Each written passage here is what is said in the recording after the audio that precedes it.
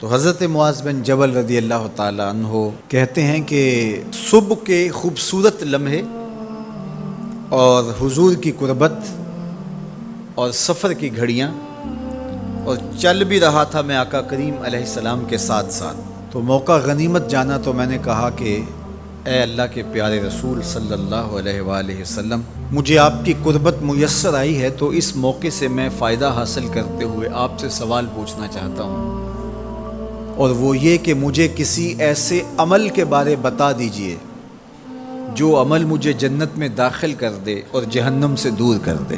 تو حضور علیہ السلام نے اس سوال پر ان کی تحسین فرمایا تو نے بہت بڑا سوال کیا ہے، اس کا جو جواب ہے کہ جنت نصیب ہو اور مجھے جہنم سے نجات ملے تو یہ اتنا آسان کام نہیں ہے، یہ بڑا مشکل کام ہے، لیکن جس پر اللہ آسان کر دے اس کے لیے مشکل نہیں ہے۔ یعنی جنت آسانی سے نہیں ملتی، جہنم سے بچنا بھی اتنا آسان نہیں ہے، بہت سارے گناہوں سے بچنا پڑتا ہے، لیکن اللہ جس کے لیے آسان کر دے اس کو نیکی کی توفیق دے دیتا ہے اور برائی سے اس کو بچا لیتا ہے۔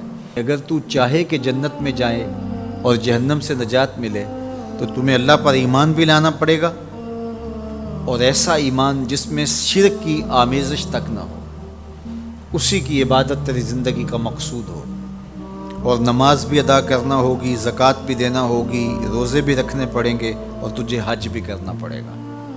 جنت میں داخلے کے لیے یہ شرائط ہیں کہ تم یہ کام کرو گے۔ پھر ارشاد فرمایا میں تمہیں بھلائی کے دروازے ہی نہ بتا دوں۔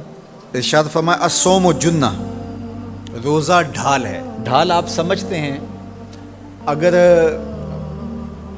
آپ لوگوں نے ڈھال نہیں دیکھی ہوئی تو آج کے زمانے کے اندر تو سب لوگوں نے جو ہے وہ ڈھال دیکھ لی ہے، چونکہ اس وقت ترکی نے اس طرح سے اپنے کلچر کو اور اپنی تہذیب کو جدید ذرائع ابلاغ کے ذریعے لوگوں تک پہنچایا ہے کہ اب 800-700 سالہ پرانی چیزیں بھی ہمارے سامنے آ گئی ہیں، ورنہ ہم یہ باتیں کیا کرتے تھے تو لوگ ان باتوں کو سمجھا نہیں کرتے تھے، چونکہ اس کا کوئی نمونہ اور شکل موجود نہیں تھی۔ جب دشمن تیر پھینکے تو تیر سے بچنے کے لیے وہ لوہے کا پترا جو آگے کر دیا جاتا ہے، جو تیر کو اپنے اوپر روک لیتا ہے، اس کو عربی میں جنہ اور اردو میں ڈھال کہا جاتا ہے۔ تو آقا کریم نے فرمایا روزہ ڈھال ہے، تو گویا جہنم کی آگ سے بچانے کے لیے جو ہے وہ روزہ کام دے گا۔ وَالصَّدْقَةُ تُطْفِئُ الْخَطِیَّةَ، یہ گناہوں کو مٹا ڈالتا ہے، جس طرح کہ آگ کو پانی بجھا ڈالتا ہے، تو اس طرح جب صدقہ دیا جاتا ہے تو جو گناہ ہوتے ہیں وہ ایسے مٹتے ہیں کہ لگتا ہے یہاں گناہ تھے ہی نہیں۔ آگے ارشاد فرمایا رات کے پیٹ میں نماز ادا کرنا، یعنی تہجد کی نماز ادا کرنا۔ پھر حضور علیہ السلام نے یہ آیت پڑھی تتجافی جنوبہم عن المضاجع، ان کی کروٹیں بستروں سے الگ رہتی ہیں، خوف اور طمع میں وہ اللہ کو پکارتے ہیں اور وہ رات کو جاگتے ہیں، ان کی کروٹیں بستروں سے الگ رہتی ہیں، حتی بلغ یعملون، یہ آیت پڑھتے ہوئے آخر تک حضور نے تلاوت فرمائی۔ تو فرمایا جس طرح صدقہ آگ کو بجھا دیتا ہے، اس طرح پچھلے پہر کی نماز، تہجد کے سجدے بھی اللہ جل شانہ کے غصے کو ختم کر دیتے ہیں اور جہنم کی آگ کو مٹا ڈالتے ہیں۔ پھر حضور نے ارشاد فرمایا کہ میں تمام امور کی جڑ نہ بتا دوں کیا ہے، جتنے بھی معاملے ہیں اس کی جڑ ہی نہ بتا دوں۔ میں نے جھولی پھیلا کے کہا حضور کیوں نہیں، خیرات ڈالی ہے۔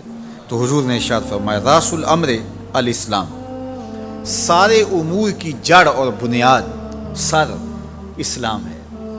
اگر اسلام ہے تو عمل قابل قبول ہے، اور اگر اسلام ہی نہیں ہے تو پھر جتنے مرضی نیک عمل کرتے رہیں، جتنا مرضی پانی ڈالیں، جتنی مرضی کھاد ڈالیں، تو اگر جڑ ہی نیچے سے کٹی ہوئی ہے تو درخت ہو پائے گا؟ کبھی بھی نہیں ہو پائے گا۔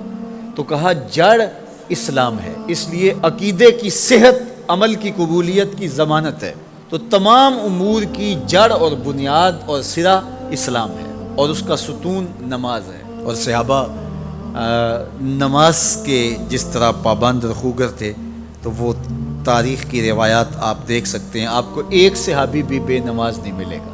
وَذِرْوَةُ صَنَامِهِ الْجِهَادِ، اور کوہان کی بلندی، چوٹی اسلام کی، وہ جہاد ہے۔ جہاد سے اسلام کو سربلند کیا جا سکتا ہے۔ اسلام کا چھٹا رکن ہے جہاد، اور ہمیں جہاد کی ترغیب بھی دی گئی، اور قیامت تک یہ جہاد جاری بھی رہے گا اور کبھی بھی ختم ہونے کا نہیں ہے۔ ہاں اس کے اصول و ضوابط ہمیں دیے گئے، جہاد کے نام سے فساد فی الارض نہ کیا جائے، لیکن جہاد کا انکار اسلام کا انکار ہے۔ یہ اسلام کی چوٹی ہے، ذروۃ و سنام کہا گیا، یہ کوہان کی بلندی ہے۔ تو حضور علیہ السلام نے آخر میں فرمایا کہ میں تمہیں سارے معاملات کی جڑ ہی نہ بتا دوں، خلاصہ ہی نہ بیان کر دوں؟ قلت بلا یا نبی اللہ، میں نے کہا اے اللہ کے نبی کیوں نہیں؟ فاخذ بلسانہ، حضور نے اپنی مبارک زبان کو پکڑا، فقال، اور فرمایا، کف علیک ھذا، کہا اس کو روک لے، اس کو کنٹرول کر۔ تو کہتے ہیں میں نے کہا اے اللہ کے پیارے محبوب صلی اللہ علیہ وسلم، جو ہم باتیں کرتے ہیں اس سے بھی مواخذہ ہوگا؟ یعنی عمل پر تو پکڑ ہوگی، لیکن جو ہم زبان سے بات نکال دیتے ہیں تو کیا اس بات پر بھی مواخذہ ہوگا؟ تو حضور علیہ السلام نے ارشاد فرمایا کہ لوگ منہوں کے بل یا ٹھوڑیوں کے بل جہنم میں ڈالے جائیں گے، یہ ان کے بولے ہوئے بولوں کی وجہ سے ہوگا، ان کی زبان کی کمائی کی وجہ سے ہوگا۔ تو اپنی زبان کی حفاظت کرو تو جنت کا داخلہ مل جائے گا۔ تو گویا زبان کی حفاظت سے لے کر کے اللہ کے حضور سجدے تک اور اللہ کی عبادت تک، یہ ہے وہ نصاب جو جنت میں جانے کا ہے۔ اللہ ہم سب کو 5 گانا باجماعت نماز کی توفیق دے، اللہ ہمیں توفیق حج کی نصیب کرے، اللہ ہمیں رمضان المبارک کے روزے رکھنے کی توفیقات سے مالا مال کرے۔